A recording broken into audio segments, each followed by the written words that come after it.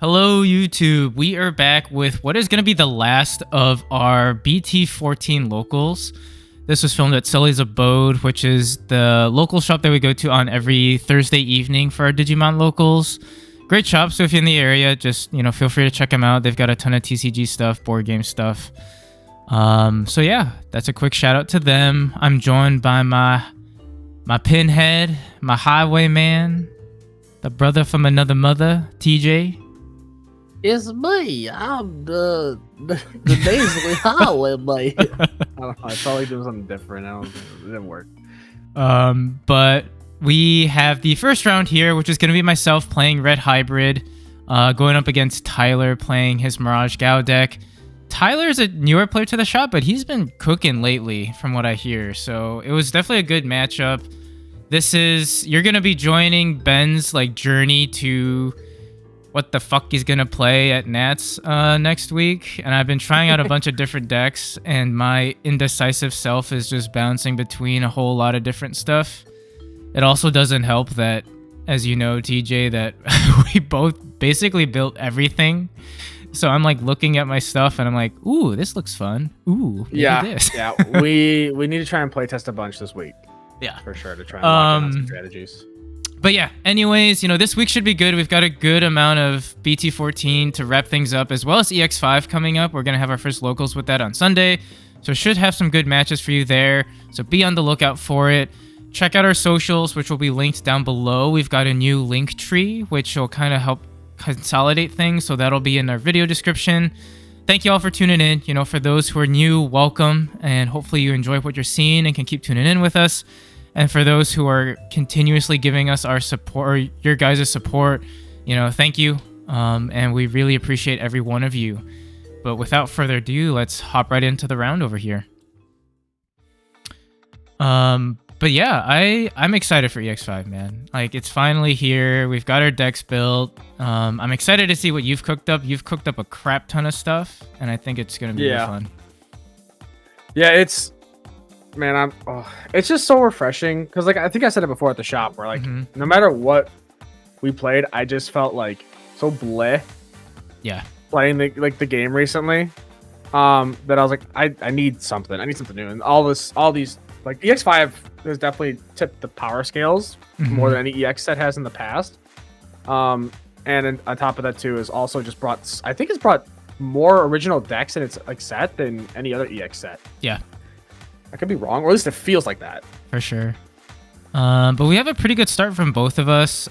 Tyler has a Gaogamon, which has jamming and a memory setter set up. I've got my Uko in the bag with my two tamers, and he goes ahead to pass turn with a BT-4 Thomas, which, it's a pretty good start for him. Mirage with Buka, I think, is still just so good, with that aggression. Yeah, it is. Good start for him, but also you getting two tamers out is huge. Yeah, getting memory setter Takuya and there he goes. But getting memory setter Takuya and getting BT-7 Takuya on board is huge. My hand is kind of mucked up though. Yeah. We decide he is a 7K body, and I'm like, wow, shit. Yeah, ace. I should have playing Mirage. I definitely should have been more aware of the ace potential, especially with that Galga swing early on. But he does decide to strip two sources and then bottom decks the Aguni, or bounces back the Aguni, sorry, and then leaves the Uko on board. And here I'm like, well, I don't really have a really good play, so I just search, pick up the Aldemon. And this is where things get a little bit lopsided because my hand is still pretty bricked. I've got only one tamer out now, and he's ready to go into Mirage right now. This is what I've been saying, where I think Pseudo Ace is the best ace card. I think most people agree. I don't think it's crazy of me to say that. At least at present game state, I think it is the best ace card that we have. Definitely at least out of the level 5 ace cards that we have. Because it's an 8K body that if you swing into it, you could potentially die if you try and get early chip into them. If you try and swing over their level 4. Which is exactly what I did.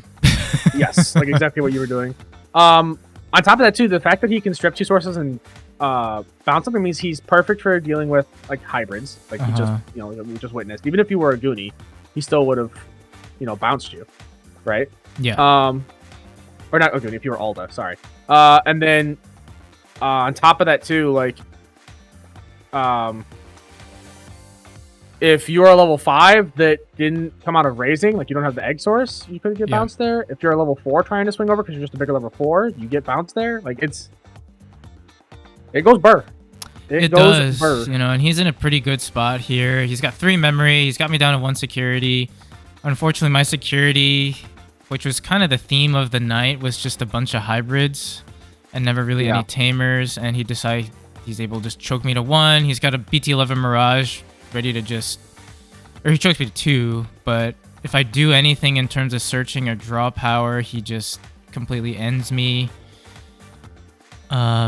So here I'm like, okay, well, we've only got 3 hybrids in trash. I can't use Takuya to go into an Emperor Gray. So I have to find a way to like climb up with my Takuya. So I do Gravity Crush. And here...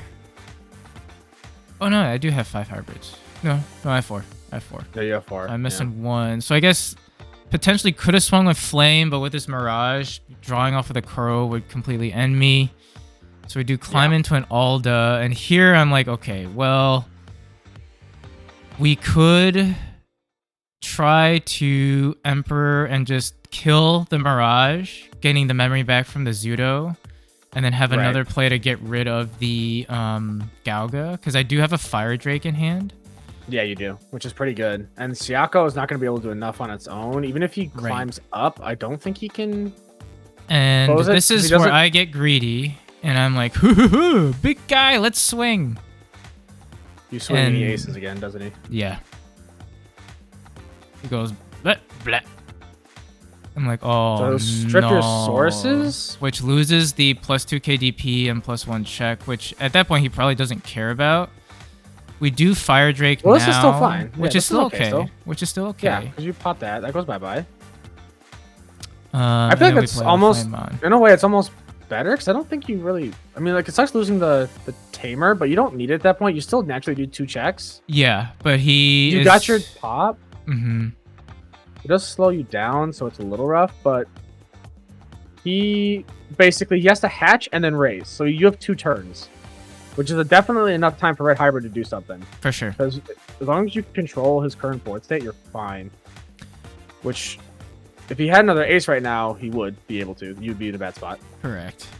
The swing jamming goes into Meteor. And that's what I was worried about. I partially wanted to just say, look, let me just like board control so that he doesn't have a whole lot he can do. And I mean, he still probably could have done the same exact play regardless of what I did that particular turn. It was just a matter of, I think, maybe playing it a little bit safer and just trying to make sure that I have everything on board to go for OTK the following turn. Did you guys forget to do the Gravity Crush stuff? We talked about it and then we corrected it. So he gave me 5. Right, but and then I would have 2 less. So we were talking about it. It'll come up because we're like, wait a second. I think you did. Yeah. I think I saw you guys already kind of going over. And then I was just like, I needed to draw into like a Crimson or something, which I didn't. So I was like, okay, let's just move on to the next game. Him having the full moon was rough, and not having. Did you even have any Tamers come out of security? Nope. That's the thing. I feel like whenever I play a Red Hybrid player, they always have Tamer. Like, I always see a Takuya in security. There's so many times that I have like played Will, and I'll be like, I can't wait to check this Takuya. I swung, and it's a Takuya. Like I'm a profit on it. But it's so stressful. Yeah. And Tyler was drawing heat. I mean, I think this set, I mean, he was like miraging like by turn 2, turn 3, which is like absolutely wild. But I mean, with trainings, with boosts, I mean, the deck is a lot more consistent than it was before, and with how much you're drawing off of like the Gaos and searching with stuff, like you definitely have the means to unbrick yourself. So it's still like really, really strong in that regard. But I definitely felt the rust. I haven't played Red Hybrid since the Alti Cup, like over the summer or the fall or over the falls, like in October or something. And it's been a long time since I played. I was like, oh shit. Like some of these things, I was like, oh yeah, that's probably would have been better to do that instead. But I mean, I still really enjoy it. It's still a fun deck. Just feels bad when you brick. But he's got a pretty good setup. He's got his Gauga in the back. He searches with the classical Gao search, picks up a burst mode, which is scary for me. I don't have a rookie, so I go into a Burning Gray. Attempt to swing for a check at 10k, hits a Memory Setter Thomas, which is unfortunate. Yeah. I do gain a 2 memory off of the Burning Gray since he is 10k, but I'm no longer able to choke anymore, which I'm like, well, crap.